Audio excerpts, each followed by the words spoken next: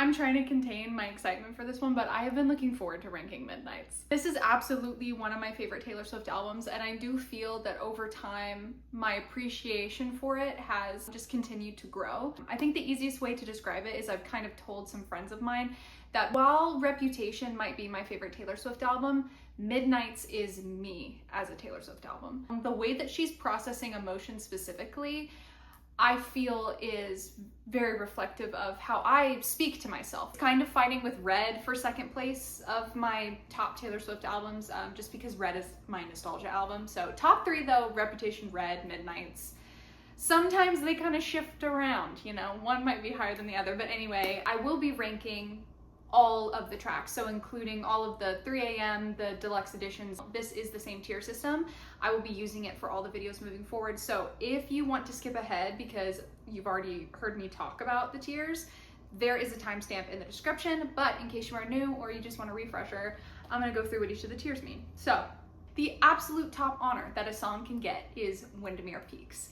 Not to spoil for folklore, but The Lakes is one of my favorite Taylor Swift songs of all time. This category is not just songs that I love, it's songs that have legitimately altered my brain chemistry in some way, beyond one of my favorite songs, very impactful or that I relate to personally. This is a particular tier that I actually think will be quite difficult for most songs to get to. Below that, we have Midas Touch on the Chevy Door, which is a reference to Champagne Problems off of Evermore. The full line, Midas Touch on the Chevy Door, November Flush, and Your Flannel Cure, is just a really poetic way of saying, it was cold outside and you gave me your jacket.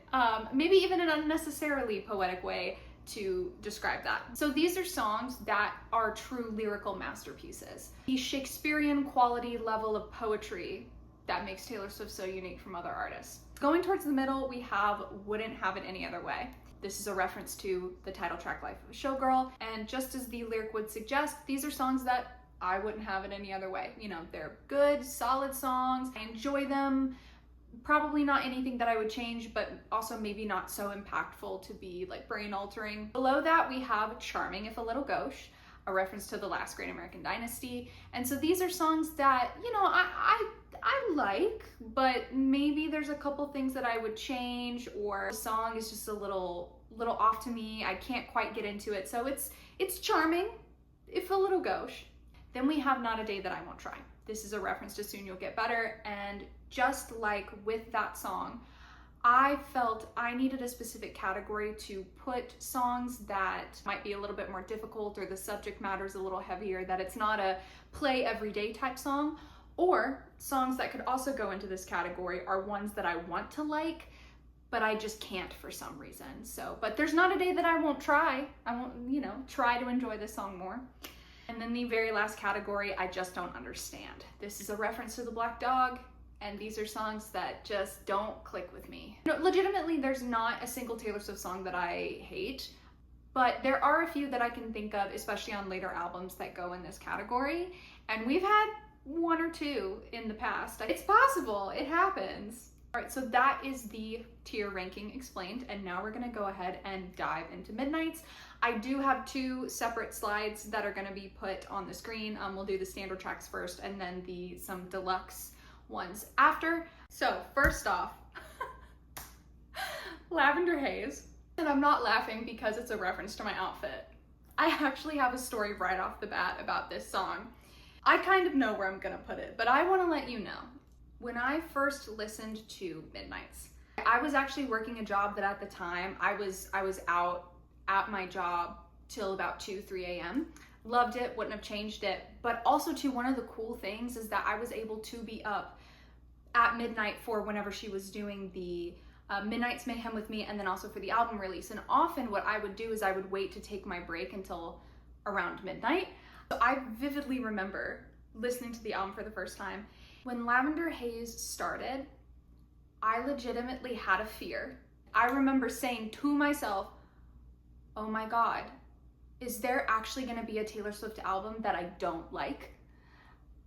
Crazy, because like I said, Midnights is absolutely one of my top songs, but for some reason when I first heard Lavender Haze, it like shook me, but not in a way that made me go immediately like, oh my God, I love this. It shook me as in the like, what is this? I can't compute. And I just did not get the song right off the bat. It's still not one of my favorite songs, but I will say the more I listened to it, I started to get a better appreciation for it, and then after the tour, I appreciated it even more. If we were going based off of first initial reactions, for a long time, maybe even the first few months of Midnights, it would have been I just don't understand. I think because of the history that I have with it and trying to be honest about the narrative of the timeline, I think it's actually a charming if a little gauche. Just understand I have a very complicated relationship with this song, and I'm not saying it's bad. I'm just saying we've been on a journey together, okay? Now Lavender Haze comes on, I don't skip it, I vibe, I'm in the moment, like I'm visualizing the tour performance, I am right there, loving this song when it comes on. But girl, we had some work to do before we got there. And all this to say too, to transition us, like I said, when I had first listened to the album, I had the fear of, oh my God, what if this is a Taylor Swift album that I don't like? And then Maroon played, and I went, oh fuck, never mind. Like, this is my shit. Since day one and to this day, Maroon is like top Midnights track for me. But Maroon, I'm actually gonna put at Windermere Peaks and not even question it. And I feel like everybody loves that song. Unfortunately, it was never made a single. Think it should have got a music video, but it's okay because I got one right up here. Before even Tortured Poets Department, like this was just one of those songs that I feel was like a poem that was written to music. Melodically too, it's got this great quality of being sultry and a little sexy. I have nothing but good things to say about it. We shall move on to Antihero. This song is so interesting to me too because it is a single, and I think it's almost but not quite one of those songs where it's a sad message to a happy beat. Like the song is a little dark. Like it's not completely gut-wrenching like some of her others, but it's a lot of stuff about self-doubt and self-loathing, but it's so upbeat and people love it. Like I don't know, it's just kind of funny to me, one, that it was chosen as a single, but two, it's like people will be dancing and singing to this song and I'm like, are you like listening to the words? Like non-Swifties, are you like listening to the words, or are you just, I don't know, maybe they're like Andrea and they're just like, I only paid attention to the happy parts. Like, I love Antihero though, and I wouldn't change it as a single because that music video legitimately is one of my favorites. I just think it's an interesting choice. I will say too, Antihero is probably one of Taylor's most relatable songs for me. This is one that I think hits very close to home, and I think it does for quite a few people. I've heard some of my other friends say that as well. I hope that this doesn't seem crazy, but I'm actually gonna put it at Windermere Peaks. For me, right? I think that if I didn't relate to it, it probably would be a Wouldn't Have It Any Other Way, because it's not quite a Midas touch on the Chevy door. You know, I have to give that song its flowers, credit where credit is due. That song got me through a lot of really difficult times, and I'm not even joking. Like, Midnights was probably one of the reasons why it's a favorite album of mine too, is I was going through exactly what this album was talking about at the time that it happened. You know, another one of my friends, that's her story with the Tortured Poets Department. Sometimes albums come out and they are there for you when you need them. But as we go through and talk about it, there might be a couple other things that I will bring up. But Snow on the Beach featuring Lana Del Rey. This will be the only version I'm including because the featuring more Lana Del Rey version is still the same song. It's just she gets to sing the whole second verse, which I don't know why she didn't in the first place. There are particular moments where I'm in a mood for something that sounds like Snow on the Beach. Like, I don't want a super upbeat song. I don't want a super sad song. I need one that's very, can just evoke peace, I guess. And I think part of it is vocally, Taylor and Lana sound gorgeous together. And so it does put me in a good mood listening to the song. I would really only put it in Wouldn't Have It Any Other Way. Track 5, You're on Your Own, Kid. How would I even pick where to start with this song? The most obvious would be that this song absolutely changed Taylor's life. That is something that is so cool to think about. That one line in a song started a fan tradition that then led domino effect to her finding her husband. Like, that's crazy. Friendship bracelet culture has spread across even more than just Taylor's music. It doesn't matter who the artist is. You'll go to a concert and you will find people trading friendship bracelets. And some people don't want to call them friendship bracelets because they think that that's too much of a Taylor Swift thing. They want to call them candy or whatever. But it's like, whether you want to acknowledge it or not, that's a Taylor Swift thing. It rooted from Swifties, making it that popular, making it be the most trending freebie thing in current freebie culture. K-pop stans have always been doing their own thing over there, and they are constantly trading goodies, and they have a plethora of things that you could get. But as far as general people that don't even know the idea of freebie culture are familiar with friendship bracelets. And that's crazy, okay? That's the Swift effect, if I may. Regardless though, because that's not really a reflection of how I feel in the song. I just kind of went off on a little side rant there, but I did want to talk about that low-key. Obviously, I think all Swifties have particular ways that they feel about track fives. And I'm always thinking about how I rank the track fives. And when this album came out, it was absolutely one of the top. This one I think is one of the most like track fives to track five. It's not about being the saddest song. She's always said track fives are the emotionally vulnerable song. And I think that this is one of the best like examples of a track five. I think this is a Midas touch on the Chevy door, because really it is the lyrics that carry this song. And even if you wanted to take into account, which I'm not really, but if you wanted to take into account the Swift effect, that whole invisible string thing with the friendship bracelets line, it's the lyricism, right? So Midas touch on the Chevy door. Midnight Rain. This is one too that had to grow on me a little bit. Not as much as Lavender Haze. Her and I had to go through it, but I think that the tour performance actually really helped me with that song. And maybe it's just because I kind of noticed a pattern in doing Life of a Showgirl and Tortured Poets Department. Anytime that Taylor talks about like traditional ideas of family or having kids or marriage or different things like that, I'm always like, oh, not for me. I think it's perfectly fine for her, but obviously when we listen to music, we're looking for the things that we can relate to. I'm not gonna get into that too much, but obviously there are things that just kind of distance me. On the flip side, there's another song that talks about an aversion to those type of ideas that actually made me like the song more. But no spoilers. You probably know which one I'm talking about. But Midnight Rain, like I said, we just kind of had to go through a journey, and I think it was one of those that's just, it doesn't feel finished in a way. I think that there's a couple songs that are a little short and kind of like start on an idea, but there's no real conclusion. On this album, I think makes a little bit more sense because you're going through and processing things mentally, and you don't always get to wrap the story up in a little bow. You know what? Midnight Rain is gonna go right next to Lavender Haze in Charming If a Little Gauche. And they feel like they go together. I don't know, Lavender Haze and Midnight Rain just feel like they are a cute little pairing. Question. I feel like it's kind of funny that I'm saying these things after making such a big deal about how it is my favorite album, and it really is, but just like I think Swifties will appreciate the anthology tracks more than the standard of Tortured Poets, I think a lot of Swifties agree that the 3 a.m. tracks were more their favorites typically than the standard version. Because if I didn't like it, we would put it in I Don't Understand. But I just think it's having another song where I know is about to go into Charming If a Little Gauche, when I've just talked about how this is my favorite album. This is a bit of a rough patch, okay? Once we get over the hurdle, it's smooth sailing from here, okay? Just go ahead and put it in there because yeah, Question is another Charming If a Little Gauche.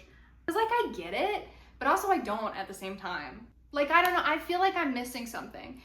This person that you were with and everybody was against it until all of a sudden everybody was on your side. Like I don't want to, maybe even to the idea of an embarrassing relationship or something like that. It's kind of like, what was the point of that song? Because I'm legitimately asking. That's my question. How am I supposed to feel about it? Can I ask you a question, Taylor? What is the takeaway of that song?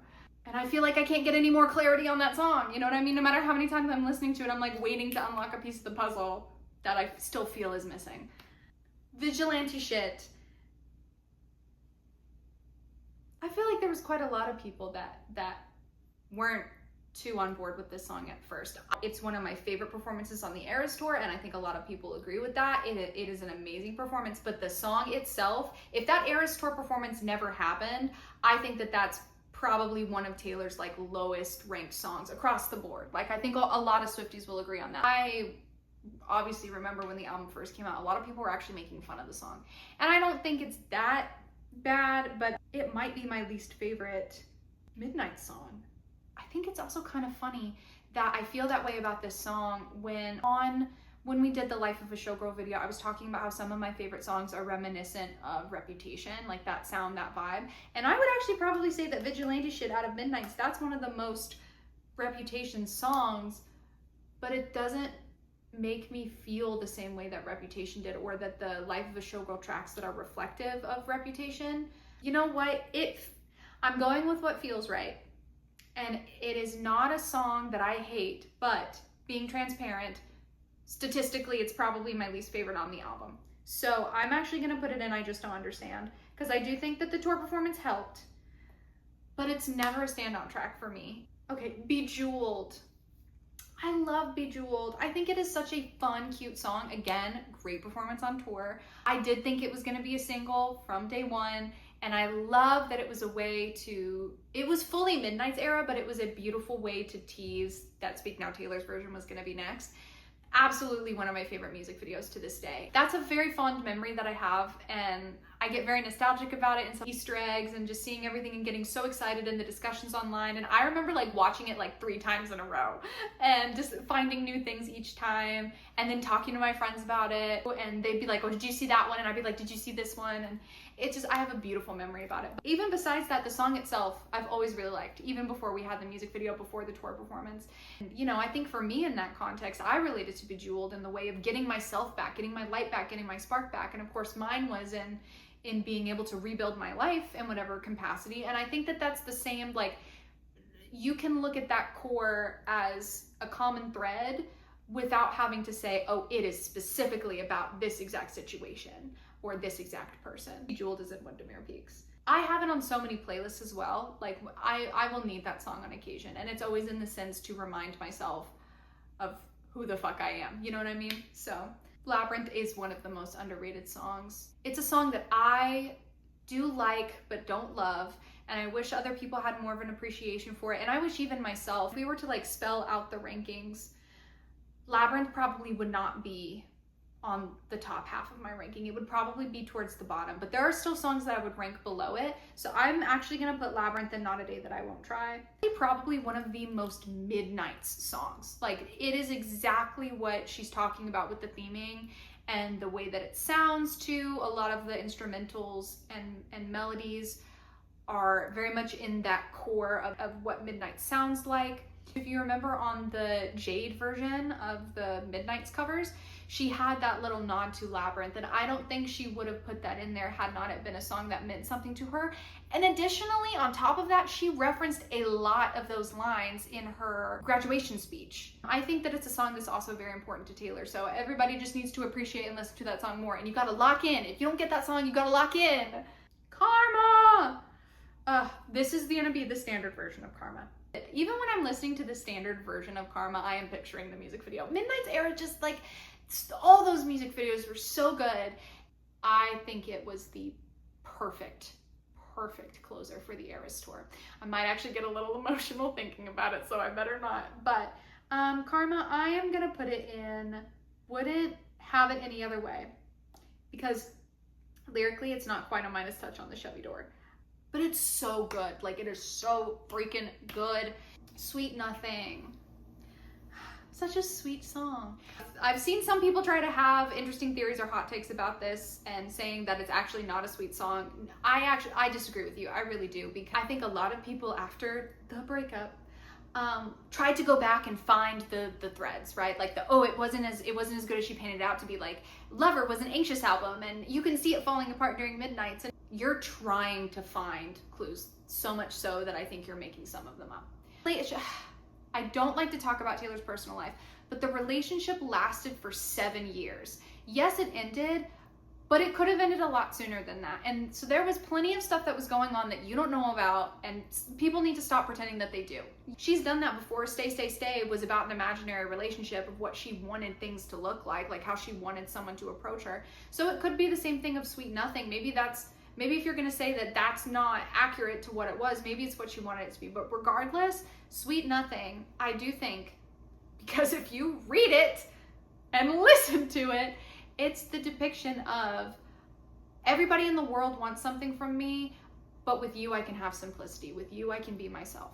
A lot of people are wanting to change the interpretation of the song, or people never liked it to begin with, or whatever the case is. So this is gonna be one where I will just consign to be, I'm also, in Life of a Showgirl, I'm a Honey defender. I like that song, so again, I'm putting it in Wouldn't Have It Any Other Way, because I think it's a beautiful song. I listen to it all the time, and I think it's very romantic. Moving on. Mastermind. I don't even think I need to say it. we'll just go ahead and put her right there in Midas Touch on the Chevy door. Wonderfully written song, and the concept of it is quite unique. It's truly like one of the most Taylor Swift songs too, because that's what she's doing, is she's basically writing about her own power. She is a mastermind, truly, especially when it comes to her careers. Now we're going to slide 2, which are the bonus tracks. I'm even more excited to talk about these, so bear with me. It's different. This is such a special song. I remember, because as I mentioned before, I went through a Midnights-esque relationship at the time that this was happening, and I remember, this is crazy to think about that I did this, but it's been, you know, it's been 3 years since this happened, so it's okay, I'll admit this. I have a very vivid memory of sobbing in my car with that song literally on repeat. Like, I listened to it about 4 or 5 times in a row, like in my driveway. That's how much that song truly described what I was going through. That's my version of crying in the bathroom for some dude whose name I cannot remember now. You know, Taylor's there when we need her. This is also one of her best bridges. Obviously, she loves this bridge. It was a part of her Mega Bridge mashup. It is just such a vulnerable song. Storyline is so descriptive, and it honestly is one of my favorites. Probably like one of my favorites in general off of Midnights.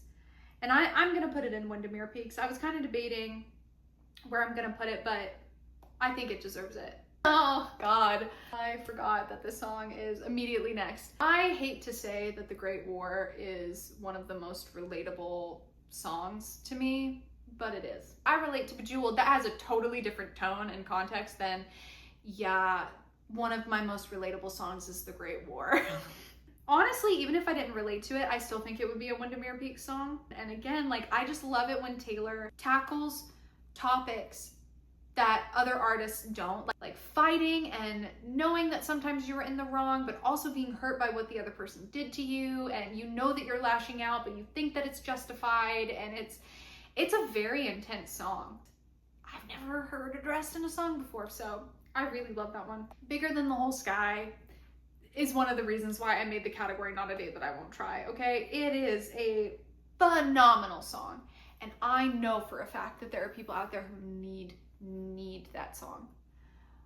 It's just not one that I can play every day. So it's, when it goes into that category, same thing with songs like Soon You'll Get Better or Ronin. Like, there are just songs where they're beautiful masterpieces and they're there for the people that need them. It's just like, you can't casually put that song on. Like, it... Paris. Woo!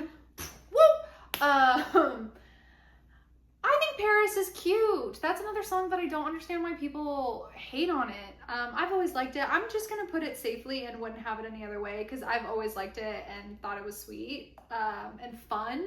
High Infidelity. Okay.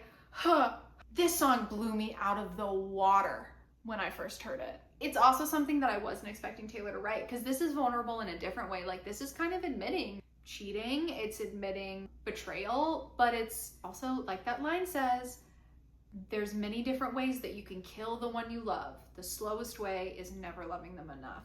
It probably applies to both parties, that she didn't feel appreciated enough, so she sought it elsewhere, and then also too, she was neglecting the relationship because it wasn't working out, and for whatever reason she wasn't gonna cut the tie. So good, it's one of my favorites. I'm actually gonna put it in Midas Touch on the Chevy door. She does this a couple times, but I also like specifically when she has songs where there's a you and a them. Or the other one is, people would point it out when listening to Fresh Out the Slammer. A lot of people didn't notice that at first, and they try to think that the song is just about one person, but if you listen, there's a them and there's a you. There's a subject of the song, but then also someone she's talking about as well. She doesn't use the term you though. So the audience is the person she's telling the story to. And so it's just, she's talking about the other person, they. But when she chooses to direct the song at someone and it's you, they, that's very interesting to me. She does that here, so. Glitch, Hey Now, All right? I am not saying that this is a bad song. This is just one that I never really vibed with. I'm gonna put it in I Just Don't Understand. I really actually have tried to listen to the song and appreciate it more, but it just never clicks with me. I skip it 90% of the time. I wonder if it might be because of the way that it sounds, because I can appreciate it more lyrically. I just have to speak my truth. I have never really vibed with Glitch, unfortunately. I'm so sorry, but we're always gonna be honest on this channel. Would've, could've, should've. I'm not even gonna, it's Midas Touch on the Chevy Door. That is, again, one of the best songs she has ever written. God damn, I could talk about that song forever. It is so good. Tough song to tackle, tough song to write. Very interesting that she revisited the situation and her feelings on it many years later. Would've, could've, should've is the older version of you, like, regretting everything that you did, because in the moment you could justify it, and when you were young, you know, you were coming up with excuses, and yeah, you got hurt, but it's just a totally different perspective to have stepped back and been like, I cannot believe someone did that to me. How dare you treat a child that way? Like, it's insane to also become protective of your younger self and to spell out the things that happened to her so explicitly. And I cannot get over this song. God rest my soul, I miss who I used to be. The tomb won't close. Stained glass windows in my mind. I regret you all the time. Like, the tomb won't close. I have such high praise for that song. Dear reader, I know that probably not everybody gets this song the way that I do. When I talk about, I felt this album was a reflection of how I process things and how I speak to myself and just the way that my brain works. Dear Reader is one of the top examples. To me, it is a Windermere Peak. So the certain songs like Hits Different or The Great War might describe particular situations that I went through, but then songs like Antihero or Dear Reader are just describing me. I hate to say it, but when Taylor can clock me like that, crazy. One of the little cheeky parts of the song that's my favorite is the fact that the entire time, she says at the end of the chorus, never take advice from someone who is falling apart. And then she proceeds to give you advice. She's kind of saying, hey, don't listen to me. I'm talking and acting like I know what I'm saying, or that I know what's right, or what should be done in this situation. But whenever you are going through something so intense and you have, like, you're processing through certain stages of grief or getting to the acceptance of whatever the situation is, I'll bring this up again in the next song that we're gonna discuss, but it's that back and forth of your brain of being like, burn all the files, desert all your past lives, and if you don't recognize yourself, that means you did it right. But then you have those moments at the same time where you flip and you're on the other side. So I wander through these nights. I prefer hiding in plain sight. My fourth drink in my hand, these desperate prayers of a cursed man. Spilling out to you for free, but darling, please, you wouldn't take my word for it if you knew who was talking. That's the reflection of never take advice from someone who's falling apart. I don't get, that's one that I really truly don't get, how it's not more appreciated. We're gonna move on because I really have to talk about this song. Out of every song in the video, this is the one that I was the most excited to deep dive into. See, I've sat up, I put my iPad down. I truly think You're Losing Me is the best song Taylor has ever written. And I know some people, I know as soon as I say that, that is a big statement. Some people are gonna say, well, what about All Too Well 10-minute version, Champagne Problems, half of Tortured Poets Department? I know there's gonna be so many songs that people are going to bring up to try to counter my point, but one, this is personal opinion, but two, hear me out, okay? I think it is actually reflective a bit of the concept of How Did It End, where she, after the breakup went public, she felt like she had to address the situation because so many people not only were wondering what happened, but were trying to make it up. I think it was a way of being like, okay, I'm gonna address it because I'm tired of all this, but also like, let's put it to bed. Like, I'm gonna tell you and then that's it and we're done. I could do an entirely separate YouTube video about You're Losing Me and going line by line and pointing out every reference and tie-in and beautifully crafted lyric in that song. The way that it calls back to other things is genius. Like, every line is a reference. You can pull something from every line, and it's almost like the song was made of a puzzle. I think it's crazy. If you will never get that song if you're not a Swiftie. If you don't know the story, if you don't know everything that went on from Midnights to a Reputation, and maybe even a little bit before that, understanding her career journey and mental process or patterns in relationship, you're not gonna understand You're Losing Me at all. But if you do, it's her best song. But I'm gonna cherry pick, and I'm gonna try to be quick about it, because again, I could talk about the song all damn day and we could go line by line. You say, I don't understand. And I say, I know you don't. Like that right there, that opening, I've been trying to tell you these things. I've been trying to heal this relationship. I've been trying to call out what is broken. And whether it's consciously or subconsciously, you are ignoring the problem. The heartbeat in the back, I can't find a pulse. My heart won't start anymore. That beat stops. Like at that same moment, every morning I glared at you with storms in my eyes. Hello? How can you say that you love someone that you can't tell is dying? I sent you signals, bit my nails down to the quick. My face was gray, but you wouldn't admit that we were sick. That's insane. Her face is gray with sickness, visible signs, spelling it out verbally in every little notion that she does, and it was just ignored. Okay? All right, we're gonna go line for line in this bridge, and keep with me. Here we go. I'm telling you, we can do it every single line. How long could we be a sad song? Where she said that they just like writing sad songs. How come every song that you write is so sad? Well, we just like writing sad songs. How long could we be a sad song? Till we were too far gone to bring back to life. Going into that death and sickness analogy. I gave you all my best me's. I do think that that is a reference to Lover. I gave you all my best me's, my endless empathy, and all I did was bleed as I tried to be the bravest soldier. That line right there, that's one of the reasons why I think it's tied to Smallest Man Who Ever Lived. But even if it wasn't, that is a callback to the Great War. All I did was bleed as I tried to be the bravest soldier, fighting in only your army. Front lines, don't you ignore me. I was there on the front lines. It also reminds me of, she's mentioned this in several songs, but that idea, almost like in I Forgot You Existed, where she talks about, I would have been right there front row even if nobody came to your show. There's so many times in her life where she has had to tell people, if everything else in the world had gone away, she still would have been there, right there with that person, helping them through. Insane flip. I'm the best thing at this party, but I wouldn't marry me either.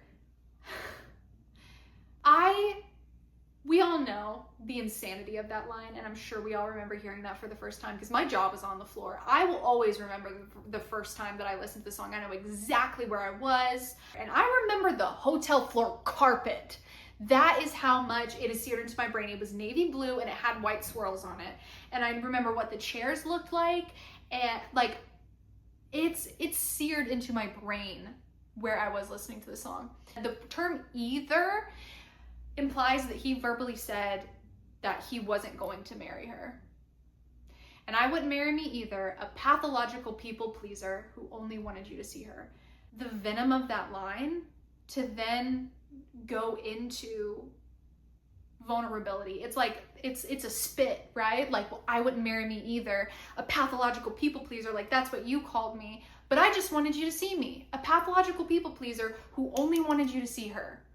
Do something, say something, risk something, choose something. Like, you're shaking this person, being like, do anything, literally do anything. Pick a lane, like stop being so nonchalant and middle ground and sweeping the problem under the rug. Like at this point, like just fight me, bro. Like, I've got nothing to believe unless you're choosing me, but you're losing me. Throughout the entire song, she said, you're losing me, but that's the first time she uses that, because it's that last plea of, I really do think in the chorus, that section goes from of grief to anger to denial to acceptance. At first you're begging the person, and then you start to lose faith, and then you've accepted, but you're losing me. In that moment, it switches from you're losing me to you've lost me. All that to say, if you guys want a separate video specifically on You're Losing Me, I would do one, because I could go line for line, and there's so many tiebacks to Lover, to Evermore, to other songs on Midnights. I'm gonna just put it in Windermere Peaks. All that, and then we're going into Karma featuring Ice Spice. We've already talked about my feelings on Karma. I do think that the addition of Ice Spice, this is such a bipolar flip from trying to get away from talking about You're Losing Me. The addition of Ice Spice made me like the song a little less. I love the video though, so I'm happy that we got one, and I don't know that we would have had not Ice Spice been featured, so I'll appreciate it for that.